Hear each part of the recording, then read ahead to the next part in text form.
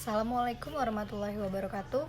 Perkenalkan, nama saya Anggita Anggraini, NPM 20160006 dari kelas PGSD 4B. Mata kuliah Pendidikan IPS SD kelas lanjut dengan dosen pengampu Bapak Herman Syah Trimantara SPD MPD. Hai teman-teman, namaku Dayu. Aku dan keluargaku berasal dari Bali.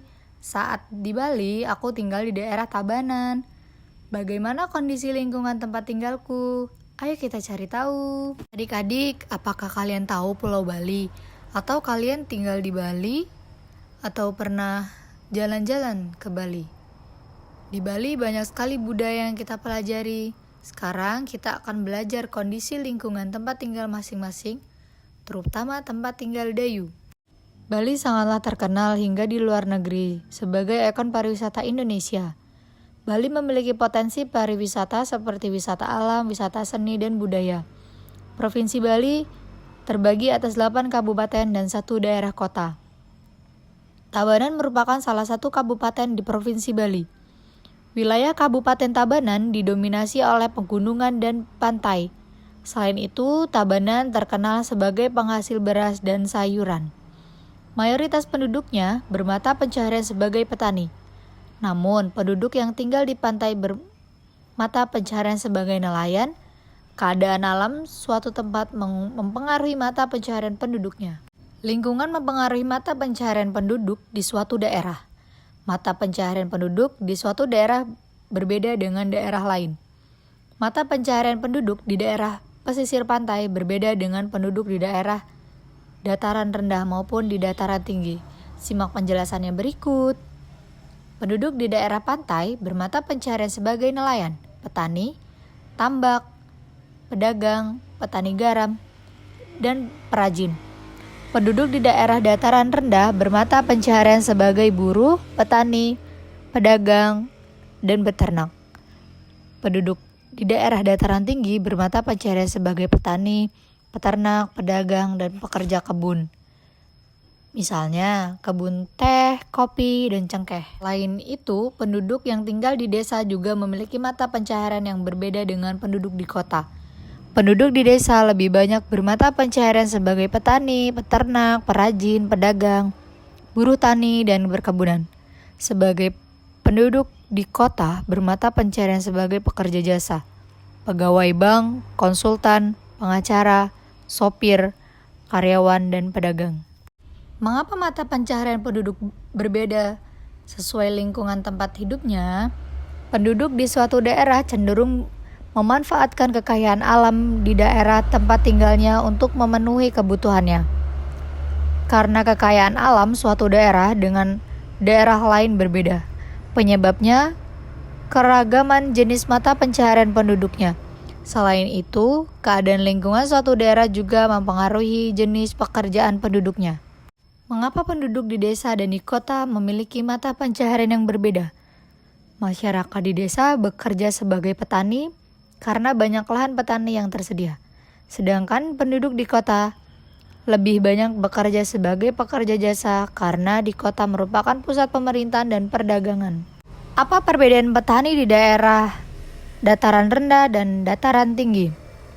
Petani di daerah dataran rendah menanam padi dan pala, sedangkan petani di daerah dataran tinggi menanam sayur seperti kol, wortel, bawang, dan kubis. Apa yang dimaksud dengan pekerja jasa dan sebutkan contohnya? Pekerja jasa adalah orang-orang yang memberikan pelayanan sesuai keahlian dan yang dimiliki. Contoh dari pekerja jasa yaitu dokter, guru, penjahit, konsultan, dan pengacara.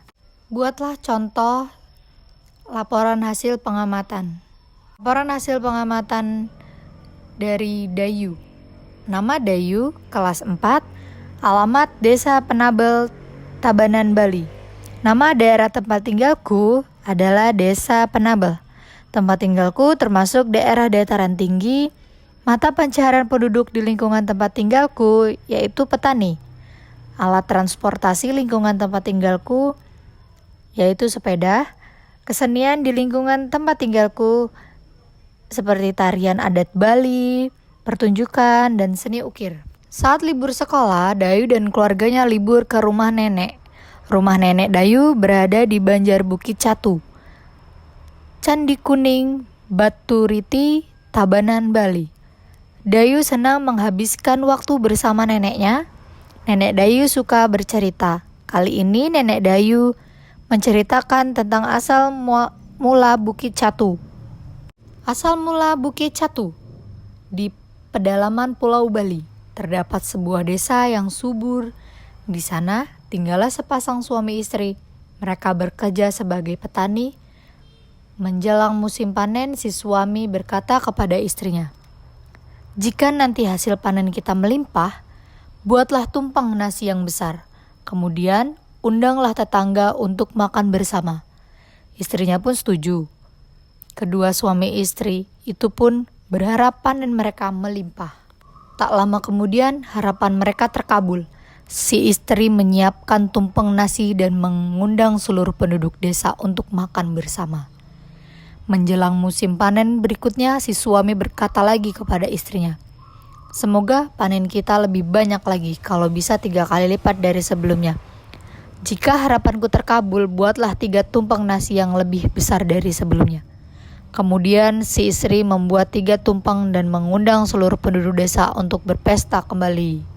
Beberapa hari kemudian si suami pergi ke sawah. Dalam perjalanan ia melihat seonggok tanah yang terbentuk seperti catu. Catu adalah alat penakar nasi yang terbuat dari tempurung kelapa. Aneh sekali. Sepertinya kemarin gundukan tanah ini tidak ada, gumam si suami. Setelah pulang dari ladang, ia bercerita kepada istrinya. Kemudian, ia mengajukan usul kepada istrinya. "Istriku, bagaimana kalau kita membuat beberapa catu nasi? Siapa tahu kalau kita membuatnya, hasil panen kita akan semakin melimpah." Sejak saat itu, si istri rajin membuat catu nasi. Setiap catu nasi yang dibuatnya, ia niatkan untuk menambah hasil panennya. Namun ada keanehan yang terjadi. Saat pergi ke sawah, onggokan tanah yang ia temukan sebelumnya semakin membesar. Rupanya setiap si istri membuat catu nasi, saat itu pula onggokan tanah membesar. Sepasang suami istri itu pun tak menyadari. Bahkan si istri membuat catu nasi yang lebih besar setiap harinya. Lama-kelamaan onggokan tanah itu berubah menjadi sebuah bukit. Setelah si petani dan istrinya berhenti membuat catu nasi, onggokan tanah itu pun juga berhenti membesar. Sejak itu, onggokan tanah itu disebut dengan Bukit Catu. Terima kasih. Wassalamualaikum warahmatullahi wabarakatuh.